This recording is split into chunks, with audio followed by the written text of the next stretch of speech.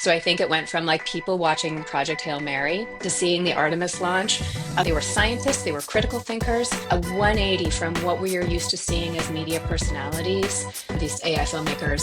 A lot of it is that kind of like sci-fi video game genre type content.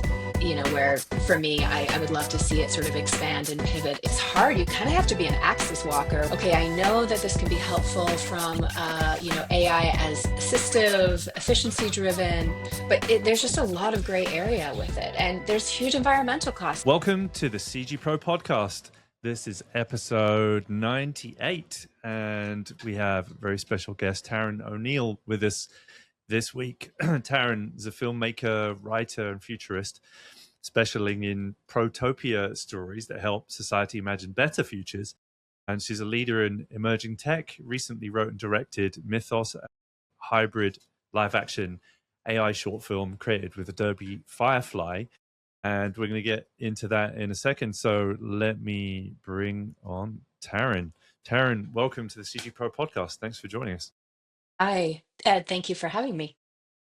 You bet. Well, I'm excited to talk about a positive vision of the future, because I think, as you say, often there is a lot of the opposite out there. But I'd love to hear a little bit about, I know that you're a filmmaker, actor, writer, futurist. There's a lot of things that you do. How did you get into all of that? Was it something that you always wanted to do since childhood? Was there experiences or like one that made you think that's what I want to do for a living? uh, that's a good question. I think it's two prong. One, I was always a performer growing up. I was a figure skater, an ice dancer, and so I was, which became very popular over the Olympics again. And so sort of that catalyzed my love of storytelling and performing. And I was always a big curiosity nerd. So I was like that 6-year-old who sat on the grass looking up at the stars, trying to wrap my head around what the universe meant. I saw ET probably like 4 times. So I was always like this big thinker, the big picture.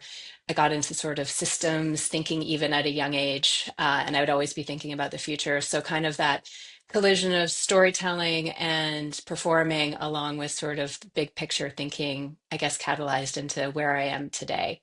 But I mean, the journey is long. I mean, I studied economics in college, but was also studying theater and film. And that brought me out to LA for a semester at the USC Film School.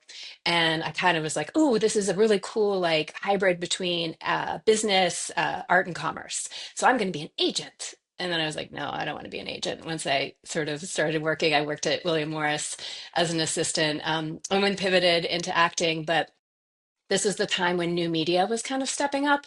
And I didn't really love lending my future successes into someone deciding whether or not they were going to cast me. And I liked this idea of like being a producer as well. So produced this sci-fi web series called After Judgment, and sort of got into this nascent web series, new media space, which was just, it was incredible. It really reminds me of the AI space right now.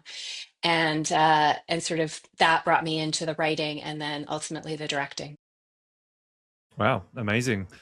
Really following your interests there, and some diverse ones, one of which I have in common, the economics one. And I think it was influenced a little bit by my dad being in the city and working in London, coming from that world. But it makes more sense later on. Back then, was there like a kind of guiding principle by which you made decisions as to which subjects you followed or things you pursued? Yeah, it's funny. It was very linear. It was the reason I didn't pursue any of the arts was because there seemed to be no linear algorithm from like work and effort and success sort of academically into real world success. I saw that there was like all these unseen variables of what would make you successful as an actor. So I'm like, oh no, but I know I can be a successful investment banker or a lawyer if I do well in school and well on the LSAT and go to a good school. And sort of I'm a Gemini, so my artistic side ended up are you are too? Yeah, yeah. Just kept winning out. And much to the chagrin of my parents, I'm sure at the time, being like, you're going to be an actress? And yeah, I mean, but it's funny because in pursuing the acting and pursuing the study, once I got out of college, really of acting and theater, that's when I discovered my love of science. Because I started looking at the world through all these different lenses, sort of outside of sort of like how we see society, and it made me more curious about like why we are the way we are and our place in the universe. And so I kind of almost circled back to this like childhood curiosity that I had, and I found that now I had these tools to start sort of experimenting and investigating these big questions as an actor, but as a writer. So this kind of opened the door to me as a science fiction writer after I'd produced the sci-fi web series, because I'm like, wow, the natural world is so incredible. This is going to be my springboard for sci-fi stories, not me coming up with this fancy concept and then trying to like pigeonhole it into legitimate science. So then I did some science advocacy work, and I still do, and in the climate space of like encouraging scientific storylines in entertainment to encourage scientific literacy. Wow, that's really cool. Yeah. So what I'm hearing there is curiosity, and then when you're curious about something, because I'm sure, like me, you've probably been curious about a lot of things that you didn't pursue. What is it about something that makes you know that it's something you want to go after? Like say economics or skating or filmmaking. Is there like a sort of sense that you get, like a biological one or a cognitive one, that kind of makes you think, oh yeah, this one's for me? I think I was asked this once in a group, like, what is your Spidey skill? And I think it's my capacity for awe and wonder in the smallest of things. So I find that in nature really easily. But I think that if a project or a story or even pivoting towards a new career, which is takes a lot of different sort of modalities of your brain and spirit to like figure out if you're actually going to like take the leap towards that. But at the beginning, it's that sort of beauty, it's that awe and wonder of like, oh, this could be a mirror of sort of my true calling, or my true artistic self. So I think that's, but when I for economics, it was purely pragmatic. What is Hmm. going to be the best degree to open the most doors for me in the future and guarantee a certain amount of like livelihood? That's what I thought. And so I became an actor and totally refuted that. But it does help. It's like I still have the business brain and my family's all on the business side. And so when I look at budgets and I look at a script, I think of it very pragmatically, and I like to be able to, look at constraints and figure out how that pushes me creatively. It's actually really cool. I don't want to just be like the director who just is able to throw money at anything and have like everybody else take care of problems. I like to be the problem solver because I think that helps me like mold the story and the project. Yeah, no, constraints are really important in creativity, I think. And at some point, everyone's got them. Even people have hundreds of millions of dollars on a project still run into that thing where like, I want to do this. No, you can't. Um, it's an important thing to have rails, to have like bounds in some way. But yeah, really, really fascinating that you've had that path, and I definitely resonate with, as I said, the economic side and the science side. And I've always personally loved science fiction and fiction that includes science, which isn't always like sci-fi, like people typically think of. One of them, which was the basis of my career, I guess, was Jurassic Park, and seeing that movie was something which had an incredible amount of research from Michael Crichton, was very heavy on the research side in all of his very different novels, whether it was about law or about Hmm. bringing dinosaurs back. Were there any movies that kind of shaped your like creative process, or even just ones that inspired you the most to want to get into it? It's funny you say Jurassic Park because that was actually one of my key films as well. I went with like a group of, I won't date myself, but I will, teenagers, and I moved away from them and sat in like one of the front rows because they were all like, yell, being teens in the back, of a movie theater. I was in awe and wonder and trying to process how they had achieved this. I loved how the fact that they shot it sort of in a narrower aspect ratio so that you could have the height of the dinosaurs on the screen as opposed to, the traditional 16 by 9 or even widescreen aspect ratio. And I just remember looking up and being like, what is this? Like, how have they done this? This is the most incredible thing. And it turned this little button in me. Um, E.T. certainly growing up. And I was a kid of the Spielberg era. So, all those kind of like Cameras and yeah, Raiders and yeah. stuff. That was big for me. I remember seeing Shakespeare in Love and being like, I want to be able to make people feel that, like feel that incredible arc of a journey, of a heroine's journey, not a hero's journey. And I loved what that captured for me. And Blade Runner and The Mission were two movies, and Wings of Desire. Those three, like The Mission, it showed me really, I was always a music person because of figure skating. And I think I was probably the only freshman in college who played the Mission soundtrack full like throttle in my dorm room as opposed to like Pearl Jam. So that was a movie I wrote a paper on. And then Blade Runner, I've probably seen like 15 times. But it's ironic because now I really eschew the Blade Runner aesthetic because that is the cyberpunk dystopia that I want to push us away from, that I want to counter on the screen. But when I saw that back then, I was like, oh yes, this is what we need to be looking at. And I think I wrote a paper on like, how the eye is like the reflection of like human versus synthetic, and symbolically how that is captured throughout the movie. So yeah, those, and Wings of Desire was just, it made me think, oh, you don't have to tell a story that makes full sense. It can just make sense spiritually in a way. And I loved how it was shot. It was so cool. Awesome. Blade Runner, I guess, had that dystopian vibe for sure, but it also had moments in it that were just awesome and wonderful, visually kind of inspiring as well. I think. How do you feel like it's gone then? It's trended over the years. Do you feel like it's got more dystopian over the years? I do. You have both on the video game and the, TV film dystopia, and Between the Road or The Last of Us, just really brutal, or something more popcorny like The Day After. It was fun to do the end of the world and how do we survive. But it kind of just started reinforcing this narrative that was just becoming the default.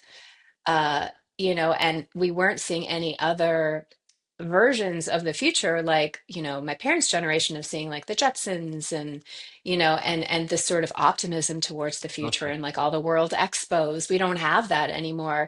I remember William Gibson had said, no one invokes the 22nd century.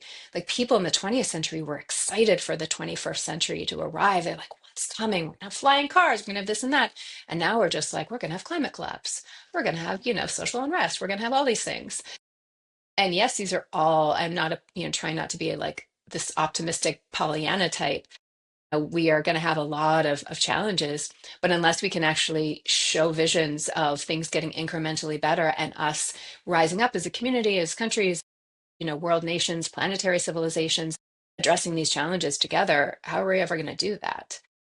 So we might as well use our very fertile imaginations that we've somehow been gifted through biology and whatnot, and create these amazing images. And maybe Hollywood doesn't want to spend $1 billion on them because they don't see an inherent ROI on it. But now we have new tools to be able to create those stories on our own. So let's start doing that. Very cool. Yeah. I mean, it's interesting getting to this moment as well because there's lots of noise. The noise news has always typically had a negative bias throughout history, but the volume or the amount of it now is so extreme compared to what we grew up with. We had very little exposure, and now we have complete exposure because we're seeing devices constantly. So we're just getting bombarded with it. So maybe proportionally, and maybe I don't know. It'd be interesting to find out the stats on that. But that in that era, in the sort of Star Trek era, I guess they had the space race and they had people going off to the moon. And like this week, we saw people return from the moon and go to the moon and do a lap.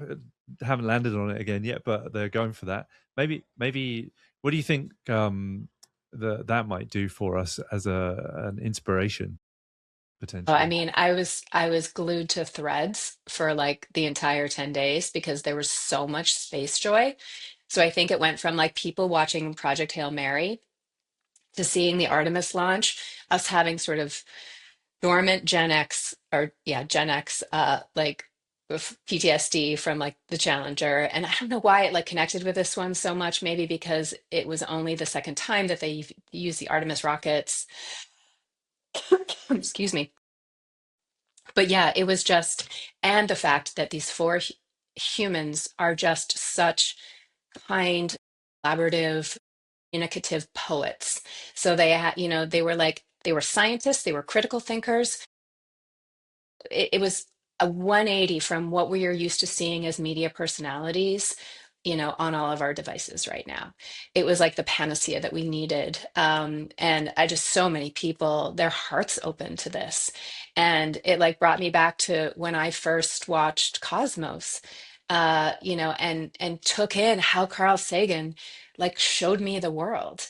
And I think Artemis showed the world this awe and wonder again, which people have been sorely lacking. And even if you just had that like 1 week dose of hope, it's there.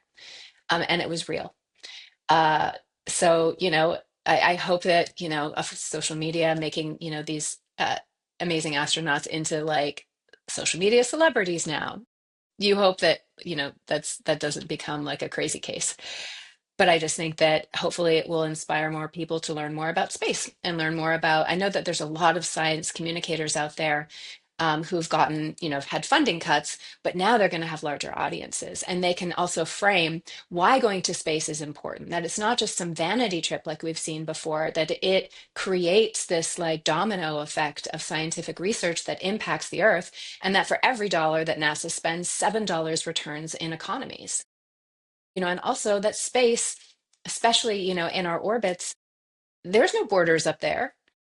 You as the astronaut experience the overview effect. And when you're up there, it's like you have to collaborate and connect with all the different space agencies up there. And I think that could be a really wonderful mirror and, metaphor for how we need sort of more of this global governance. Yeah, wow. I feel the same way. I was in the theater watching Project Hail Mary as the thing touched down and hit the ocean. Like it happened in the middle of that movie. We came out and watched the recap. That's so cool. Oh my It was gosh. such an interesting experience, just thinking through that and thinking of what we grew up with and thinking about this moment, of what it's like to be born in this moment. There are lot of fear, I know, in young people around the economy, around the climate, around various things that are seemingly, pretty big challenges. Great to have a moment of inspiration in that. I was hugely excited by it. We actually did some training for the Artemis team a couple of years ago.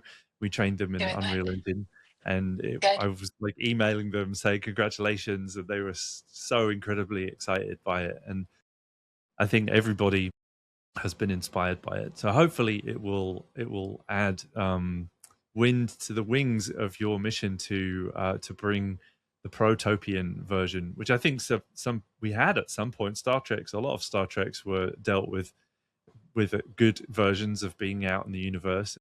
Can you Yeah. tell me a little bit about your philosophy or the things that inspire you, I guess, in storytelling of and what protopian means to you? Um, so for Protopia was coined by Kevin Kelly, who's the co-founder of Wired. And he was looking for a term that was between dystopia and utopia, because, we don't want dystopias. And then utopia, we think that that's what we want, but really it's a very narrow version of what sort of one group thinks is a perfect future. And when you talk to futures thinkers, systems thinkers, there are multiple futures that we're manifesting, invoking, seeing, that we're, learn or trying to in anticipatory systems thinking, you think about like, how does the future inform what you're doing in the present? So there isn't just one perfect future. And it's also almost impossible to think of how a perfect future would sort of roll out of our times right now. But we can think of an incrementally better future. So what are a few touch points where you see more equality, you see more regenerative agriculture, you see more care towards the natural environments and protecting them, E.O. Wilson's biology movement of like half Earth, where half is, becomes rewilded and renatured. Like, what are all the different touch points that we could do as communities, even just like community resilience, where, yes, we know we're going to have sort of more climate emergencies, but if we have resilient communities, we're going to be able to weather those better, as opposed to being these siloed individuals like tethered to our devices. What does it look like, rebuilding community? And so that's what Protopia means to me. It's like just those, it might not be perfect, but it's you see the growth, you see the healing of the planet in some ways. It hasn't been fully healed, but we're on the way. It shows that if we take action, we can have positive benefits. So it's really about engendering activism in a way. And then, sort of for storytelling for me, um, I've always just been fascinated by the power of story. I think I read Peter Gruber's book on like the power of story in college, and I had never thought about how story informs how we see everything, that we think in the structure of stories. So I started that thought process like very early on, and I wrote a big sort of thought piece during COVID about how we were lacking, it was called The Fourth Act, and how we were lacking these future facing stories to give us a blueprint to move into the future. So I did a big deep dive into story. And it really is story as infrastructure. It is like this structure that our brains work best catalyzing information, passing it on to future generations. And it was the container that generations use, that communities use to pass on information. And now it's just been commodified into these like tiny bits and bytes that are like dopamine drivers. And I feel like the import of story has just been lost. I mean, it was a ritual, not just like what the story was telling, but the way it was told was a ritual. So I just want to rebuild the importance of story in community. And so sort of doing that by showing the importance of story through story. Um, and I'm trying to think. Yeah, I mean, that's why I'm so fascinated by myth, because myth was what allowed civilizations for millennia to deal with uncertainty and to deal with events that were bigger than themselves that they couldn't understand or control. But it gave them a framework to come together because they had a shared language. And we just are so fractured and siloed now without a shared language. And that's what I sort of touch upon in Mythos. And so we need sort of these ancient collective storytelling practices to sort of bring us back to this community. Yeah, really, really, it's a lot to unpack there. Wow, Sorry. really, oh, it's great. I mean, the I run an education company, and I worked out early on that story and education and entertainment, they're all sort of extremely tightly coupled. In fact, when education is done really well, it's made more entertaining so that it's more engaging, and when entertainment seems to succeed, it's when it is more educational, although it's art's ability to kind of subvert the dry version of education is its power. And I always think we have a question actually here from the audience asking about For All Mankind, the Apple show. Um, have you seen I, it? I only saw the first season, sadly, and it's basically been on like that list I have of things to see, because I hear nothing but incredible things about it. And I love sort of alternate timeline, Man in the High Castle kind of stories. And I heard this season is great. So no, I have not seen it. You're Don't a give it away fan. for me. Did you like the first season? I did. Yeah. Does that hit the note for Protopia or Protopian. Dystopia? Well, it looks to the past. Um, in the first season. So I don't know where they go timeline wise. So it's like I like having a new lens, on past events. That was really interesting. But I like to these days be like, okay, so what are you showing me of the future? Which is why The Expanse was cool. I wasn't able to watch the entire thing. My husband and I have very contrasting TV preferences, so we try to find like that couple shows like The Pit that we can both watch at the same time. And then I'm trying to watch, catch up on all the other stuff on my own. Get it. I find myself watching a lot more romantic comedies these days than I would like to admit, just because they're generally more positive. A lot of other things Yep. I can't watch anymore. Have you seen Project Hail Mary? Hail Mary? Yes. Yeah. I loved it so much. Cool. Yeah, me too. Yeah. Yeah, Total fantastic. space joy. I read the book like when it first came out, and I actually really I think I liked the movie even more, kind of like how I liked The Martian more. I really enjoyed both books, but there was a layer, the cinematic layer and energy that sort of came out of the inherent narrative just really got me. And both, I guess same director, Drew Goddard. Yeah, he did both. Amazing He, visually too. There's use oh, of and CG, which practical often, sets. Yeah. yeah, yeah. The blend between them. Like, we're trying not to give any spoilers away here for anyone listening, but visually, just incredible. I'm a CG guy, so I've spent most of my life trying to make CG, and one thing that's really hard to do is make it so it doesn't look like CG. It doesn't look fake. Yeah. It doesn't look artificial. Essentially, the precursor to artificial intelligence. So I'm really fascinated by the film that you made, Mythos, and love to hear a little bit about that. Can you tell us a little bit about how that project came about, and what it is? Yeah. Uh, it has a strange origin story. I often have like these side projects that are just brain dumps and exploratory themes and topics, and this idea of that came out of my study of story and myth and new narratives. This word mythos came out, and I was like, oh well, this means original myth.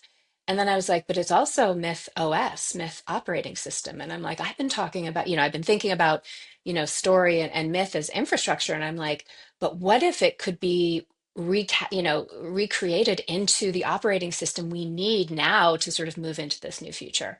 So that idea kind of sprung me into pulling together a lot of different ideas and doing sort of huge, rough blog posts. And one day I'm like, you know what? Throw that all away. Just write a short script.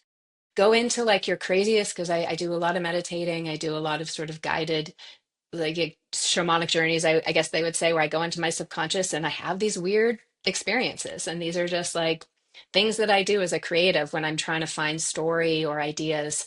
I had a wonderful acting teacher that sort of taught me guided meditation in a cool way. And I had all these little vignettes, and I pulled them together, including a whale. And I pulled them together for this short film that I wrote. It was like 14 pages over 2 days at a friend's house. And then it happened so that a month later, a team at Adobe who I'd met through another contact at Adobe a couple months before reached out right before Thanksgiving and were like, hi, do we finally want to collaborate? And here's this amazing opportunity to do a project, whatever you want to do, really, for Sundance. We just have to approve it. Do you have any scripts? And I was like, I do, but it's kind of a weird one. Like it's very existential and like surreal. But I'd written it so I would only use AI tools to experiment with it because I wanted this to be the perfect opportunity to really dive into these surreal worlds and use the tools, because I would never have been able to create this movie on screen without AI tools. So it was really just going to be an experiment for myself. And here I'm being offered Adobe, support to be able to turn this into real life. But the thing that was important to all of us was that this film now contained live action because this is Sundance. And, I've only directed live action. I've certainly had a lot of VFX in all my projects, and I had AI elements in one project I did in 2023.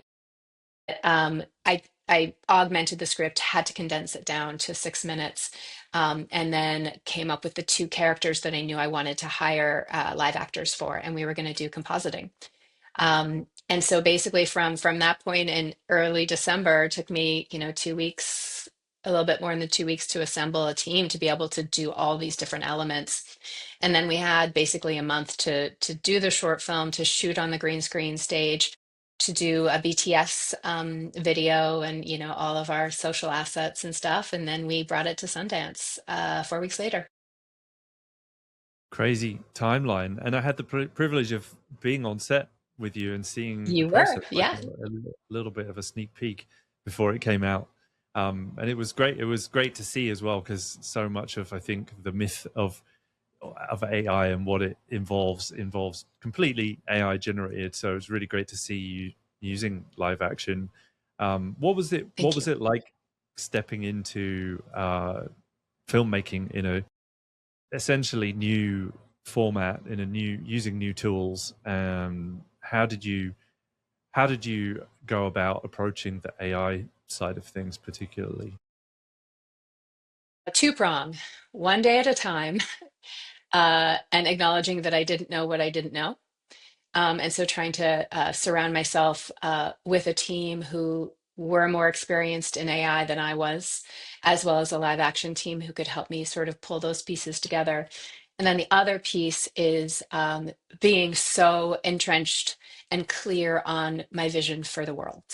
So being able to communicate those, because, we had four different, very specific, aesthetically different sort of dream worlds.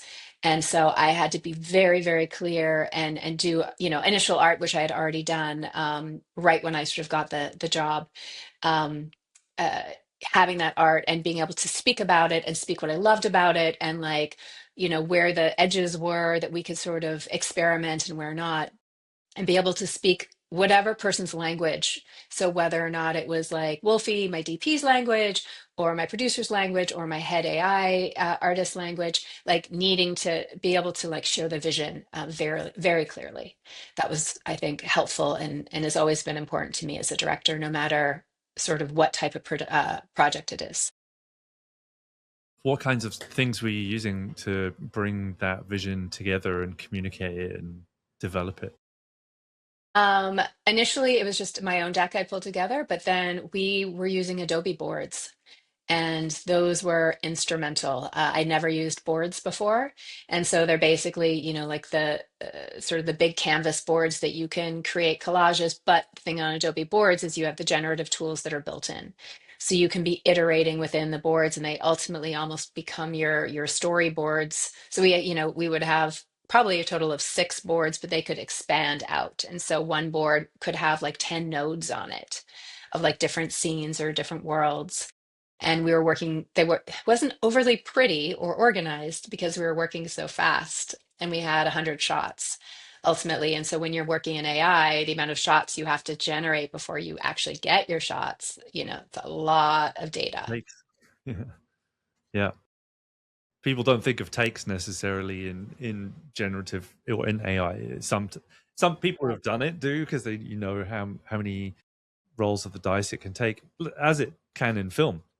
Sometimes people will take to a tremendous number of takes for a shot in film too.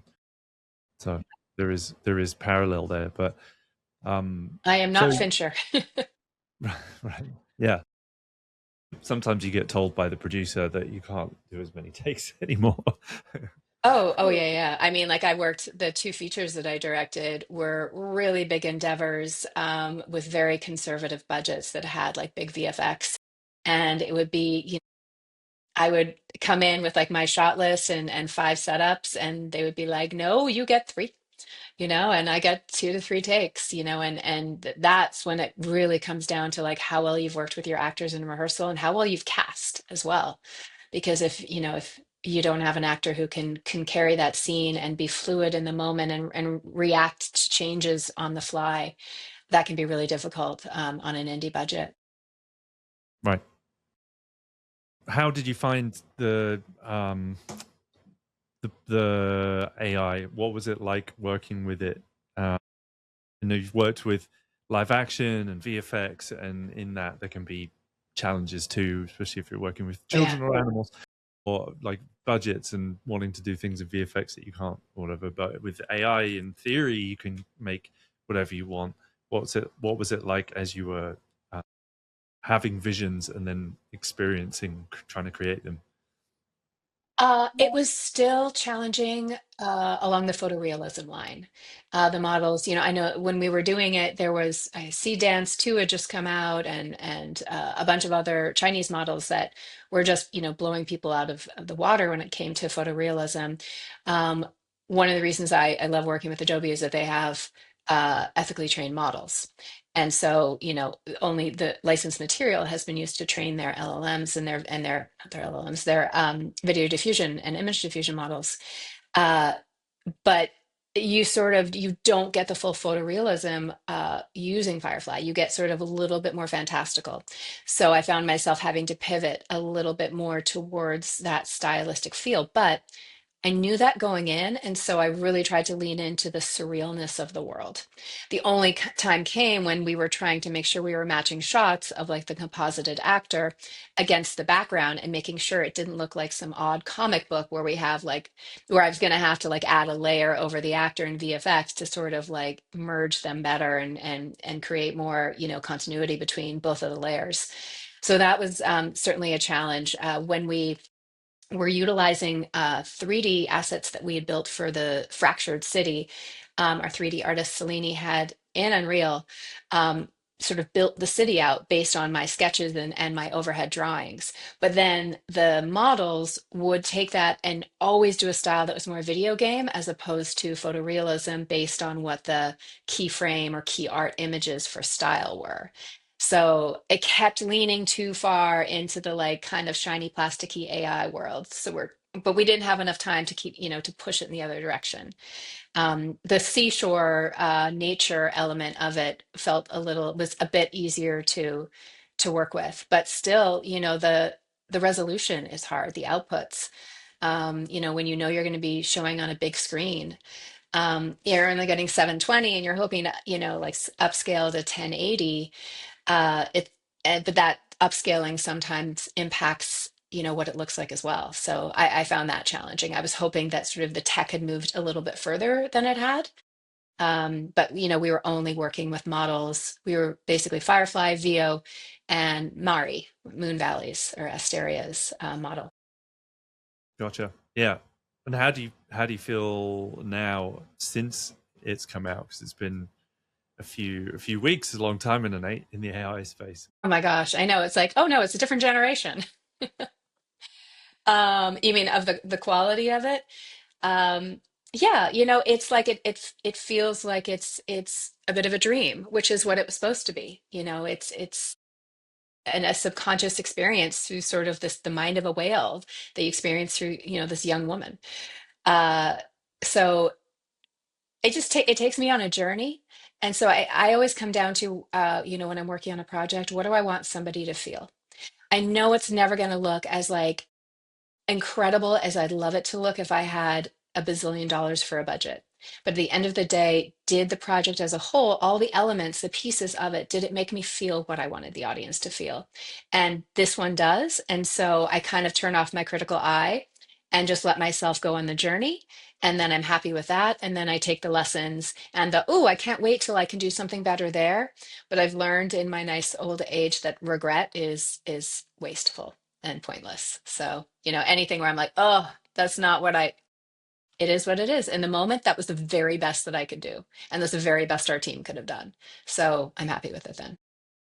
Awesome. And what was it like taking it to Sundance? It was a blur for me. I was so sleep deprived, but wow, I mean, what an incredible opportunity. It was a final Sundance in Park City. It was a Sundance after Robert Redford passed. So it was really, really meaningful. I mean, I had been there 20 years before. That was the first time I had ever been there. And I was like a fresh, aspiring actress. And my manager at the time was like, you have to go to Sundance. You need to network, And I was like, okay. And I had like many adventures, but when I left, I'm like, I'm never going again until I have a movie there. Thinking I'm in a movie there, not thinking I'm actually bringing a movie that I've written and directed and produced. So it was a beautiful full circle moment. And the thing that was really beautiful for me was stepping into this like generative AI community that sort of I know on the outside from like being connected on LinkedIn and going to a few events, but I really got a sense of like this community and how supportive they are of each other and how creative and hardworking. And like, I was really inspired by them. Amazing. Yeah, well, it sounds like a real bucket list item going to Sundance. And Speaking of community, something near and dear to our heart, and you mentioned there the AI filmmaking community. What does that look like? Is it a mix of traditional filmmakers and people who are just starting out, or VFX? What kinds of people are collecting in some of those communities? It's diverse and a hodgepodge of different types of creatives. There's people who have traditional film backgrounds. There's a lot of young people, I have to say, at least the ones that I've been exposed to. They're, definitely late, 20s, late 20s, early 30s. Some have had, film careers as a writer or, working in the business with aspirations of like filmmaking, writing, and directing. And these are just sort of early adopter types who just dove in. And a lot of them found community over like 48-hour like Runway Film Festival or like around Machine Cinema. So these sort of communities popped up and they really had a strong magnetic presence and like just sort of drew all these wonderful people together. So that's sort of, what I'm seeing. And then I see more of my contemporaries who worked in new media or in, new tech, in Hollywood, innovation in Hollywood, VR, XR. So the people that have worked on sort of the tech creative threshold, those people, of course, have gotten into this space as well. And then I think that there's a really, and it's not just that they're siloed away from traditional Hollywood. You have like the Creative Coalition, which I just, was on a big group meetup yesterday going into like, okay, so how do we shepherd, you know, a, a positive guide rails for AI moving forward for Hollywood? Like, how do we create community around this? Because we need to be having a shared language, a shared vocabulary about what generative AI is to Hollywood and how we as creatives actually have a say and activism within how it's rolled out, how it's used. What do you feel like the people who are the newcomers versus the traditional folks bring to the table when it comes to this new format or these new tools differently?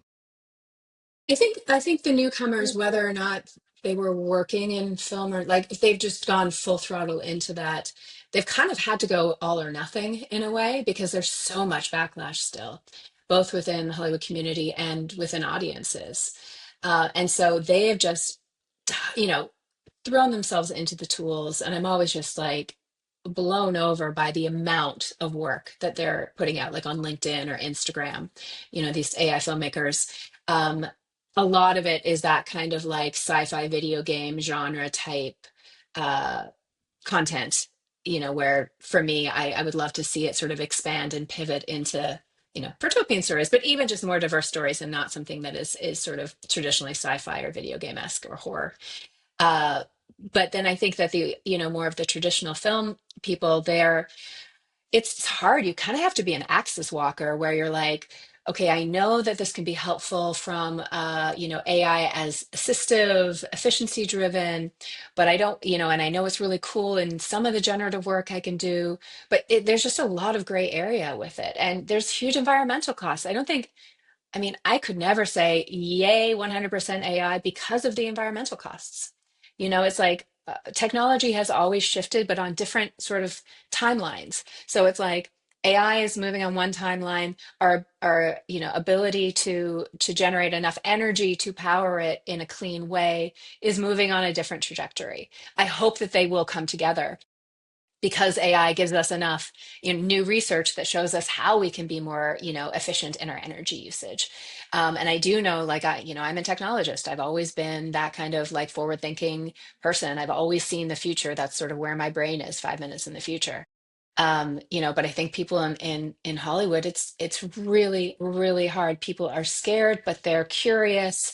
And they see, and it's easy to put sort of AI as the boogeyman as opposed to systems and economics because we've had a contracting ecosystem since streaming, since Netflix went from DVDs to digital platform. So this is, when we did our first new media contract, that was the beginning of the contraction.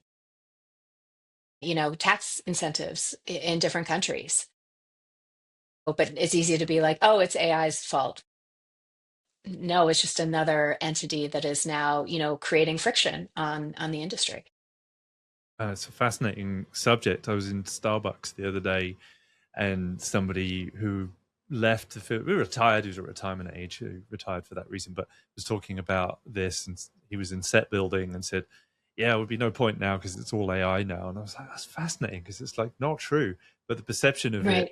is very strong, clearly. And yeah, the it's, as you said, very easy to point the finger at it, and not that we shouldn't be concerned about it. I believe that we should, and we should look thoroughly into those concerns. But there is a perception there that it's what's caused all the trouble that the film industry has experienced for the last 5 years, where it's actually relatively little that it's caused, if any, and it's more those other things you mentioned, the distribution mechanisms and the production mechanisms. Doesn't mean that it won't impact us in the future, but I think Oh, we're I'm sure giving it it will. too much Massive. power, in a Yeah, sense yeah, in the yeah. moment. Well, Because same. Yeah, like I mean, I also, would rather shoot, in a beautifully fabricated set that has texture that reflects light, like that is the moment. You can't recapture a moment digitally. You can't fabricate a moment digitally. A moment in a space of time with a human being, you know, that is magic. And that's, what we've been able to do as movie makers is shape that in a way. But it's still a technological interface that we're using. So there's going to be a new one that's going to be additive and replacing in some ways. And you're going to have to choice. Like you either get to make this movie and half of your budget's going to be towards, AI world building, or you're not, you don't get to make it at all. yeah. So And really interesting that or you don't get to make it at all part, because I think what we're seeing now is some people making films who never would have been able to make that, maybe that type of film before, because of budget or whatever else.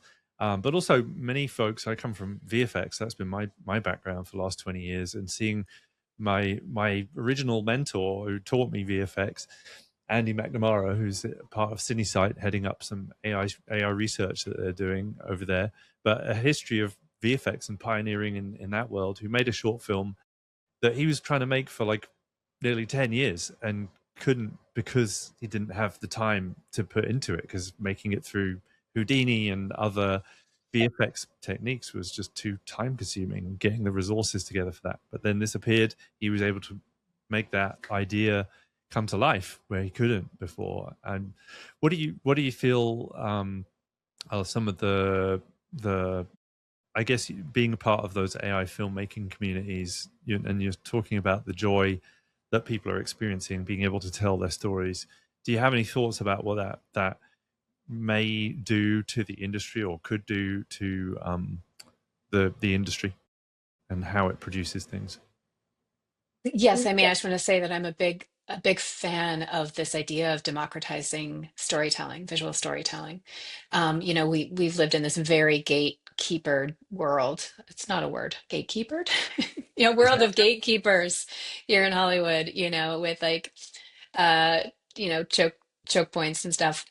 So for people from all around the world of different types of, backgrounds and stories, change comes from the outliers, always. And now we have distribution networks to be able to get not just make the stories, but get the stories out there.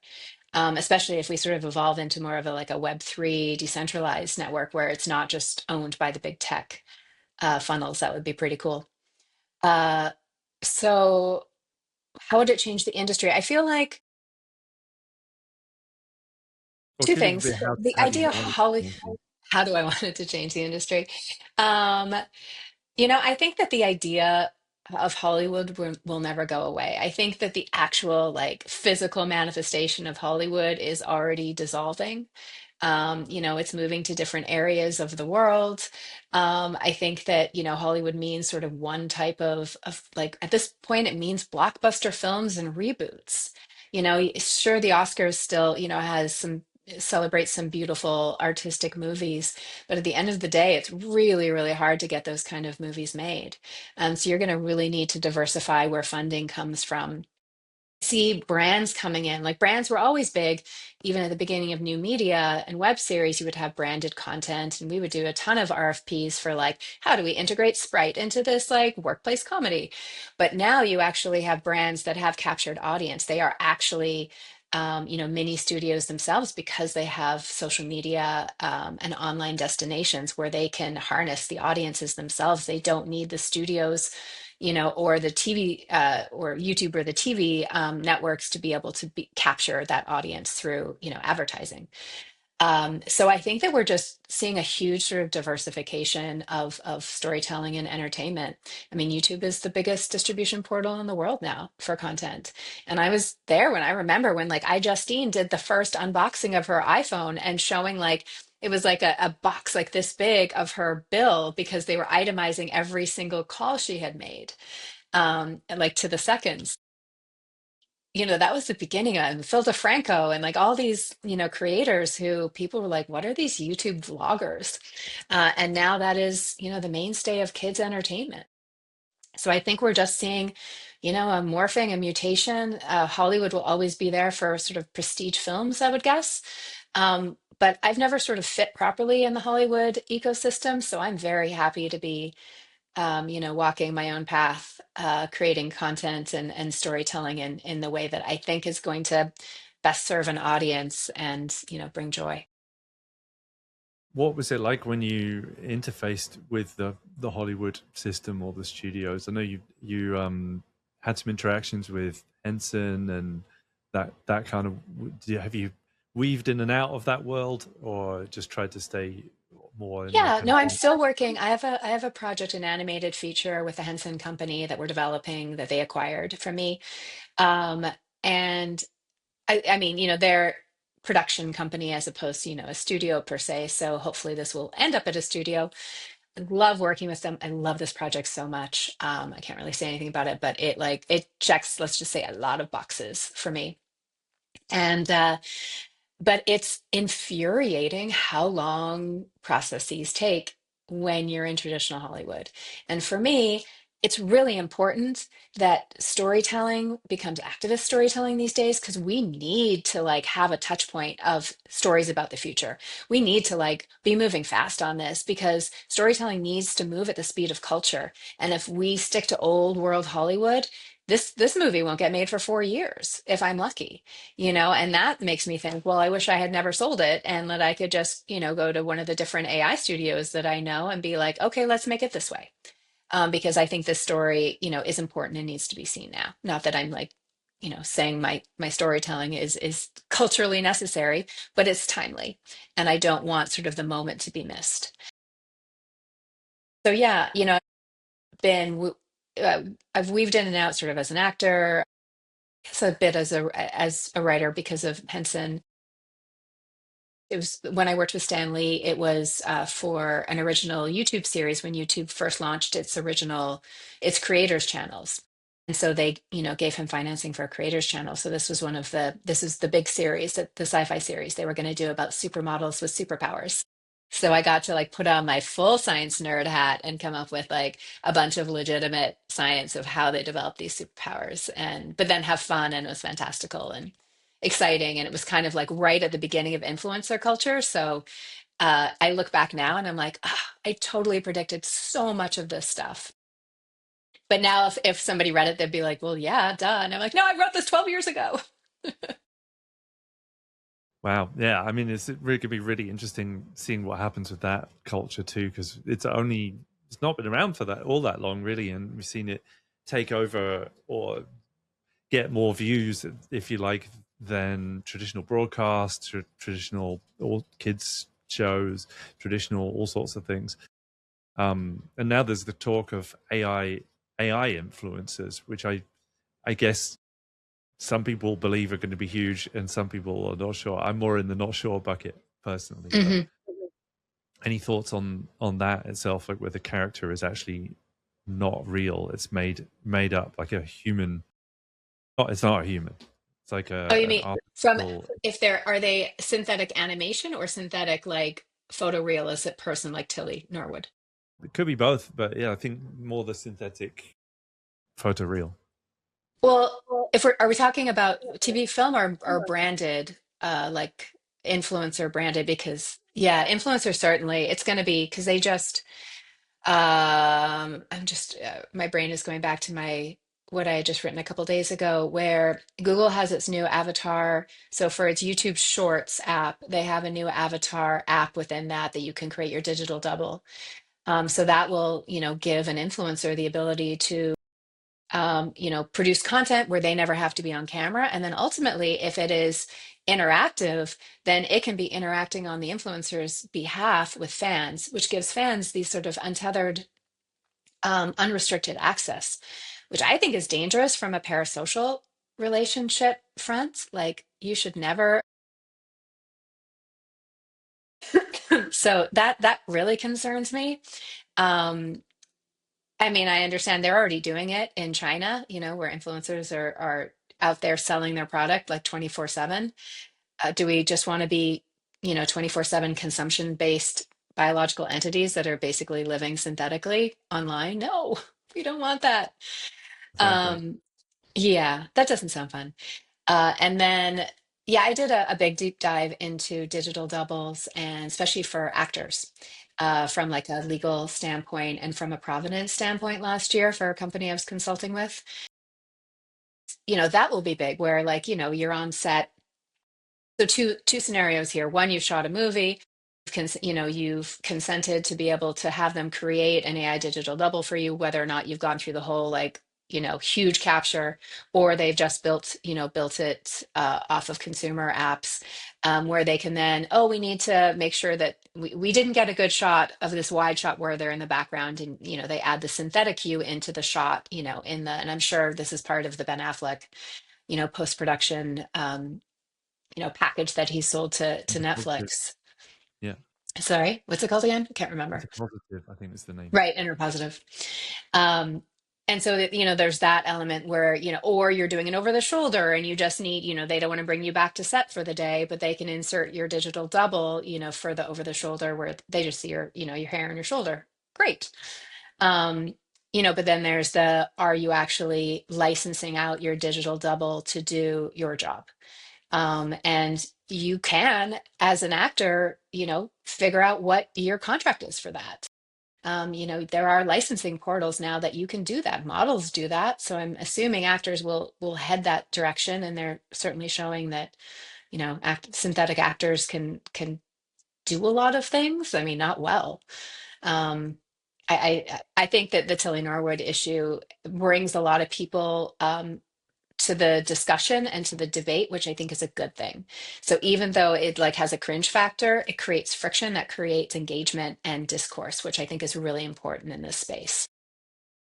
Yeah, yeah. I mean, we've got to figure out our relationship with it as we have with all previous technologies that have caused wrinkles. This may be causing more upset, but I don't know. It's so hard to know because you only have the perspective of the window of time that you've been here and been active. And I feel like I didn't see it, but I see some people in the community who went were very active and professional during the shift from practical to digital effects, that is, and had all sorts of things to say about it. And yeah, it's still very polarizing. It's there's a lot of things to be figured out, but it's really interesting to hear your take on it. I think one thing we don't give enough time to is time.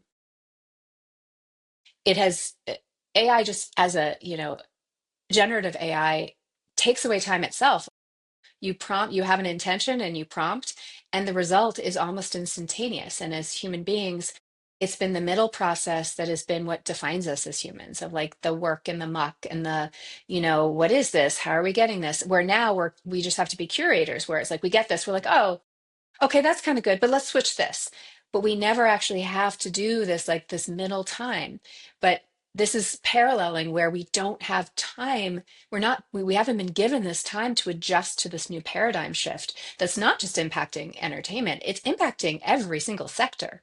I like to think of AI, and I said this before, Sam Altman, that it's like an energy infrastructure. It is an intelligence infrastructure that's rolling out just like electricity did, with Thomas Edison when he first brought the light bulb. to the New York Society soirees, and it was kind of like a sideshow where they're like, "Oh, so beautiful. Wait, I don't have to burn smelly gas, smelly oil in my house to like illuminate something, and so it sort of slowly trickled into high society and then started proliferating. But we certainly don't have any Long kind time. of political or government infrastructure that understands this at least as well as the people who are making it. They should be better because they need to be creating the guardrails and the frameworks around it. But we've been thrown off the boat and been like, there's a big ocean there, swim. You better get used to the temperature because if you don't adapt, you're going to perish. And human beings don't react very well to that. So I think the time issue of us not being given this sort of leeway to understand this new technology that's going to be underpinning everything, if big tech and now government has their way, we're in trouble. Yeah. What would your advice be to anyone to help weather this change the best that we can? Even though I just sounded very sort of dramatic there, to not be dramatic, it's about education, finding sort of those people in technology that you can learn from, taking classes, not thinking of AI in like a binary way. We started with machine learning over 100 years ago. We started with the algorithm with Ada Lovelace like 120 years ago. I mean, this has been a progression, just proliferated and advanced exponentially quick in the past 10 years. I mean, ever since 2017, when Google released its transformer architecture paper, the world changed. And that's not even 10 years yet. And we look at like, what came out, how since 2023, the world has shifted because of AI. So it's like, give yourself grace that this is crazy, but that, you don't have to use it, but you do have to get educated about it. It is going to be something that's going to be impacting every sector of your life. And unless you're educated about it, you can't have a voice about it. So I would love to see more cottage industries pop up around AI education and AI integration into real life, because into regular life, because if we can be educated about it, then we can call bullshit. Because right now, all we're doing is going, oh, okay, you're an expert. Okay, we're just going to take the vision that you have of this as a default. And we should not be living our future. We should not be going towards a future where it's the default of just these tech bros. That would be very dangerous. I'm with you. Running an education company. If anyone out there wants Yes, to you learn are. about it, come check us out. But yeah, I'm obviously biased in that sense in believing in education, but very, very much believe in it. If you, as they've said for a long time, knowledge is power, and if you want to understand it, it actually decreases the fear the more you know about anything. And it's a very important thing to do.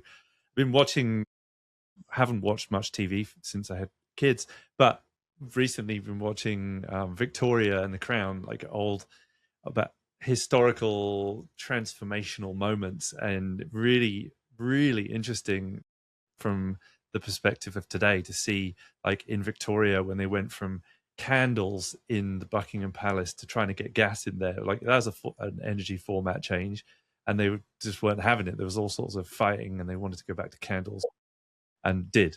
But then obviously went to gas, and then went to electric, and it's really interesting seeing the upset that even just a small change like that could make. And there was Lovelace was in it as well, and Babbage, like the first computer, which was all the cogs Yeah, and no cool. electronics even. It was really interesting because they're very, very much like historical storytelling, telling the not just the story of those people, but of what's happening to society and all the war and upset, and like going back to the the onset of that with the wars that are happening in the world and where they come from and why empires that are declining. Mine, my old one, declining, and other ones rising. It's really fascinating, and some of the books I love around that that give me hope are things like Generations, or movies that books or storytelling that talks about the long arc, the long changes,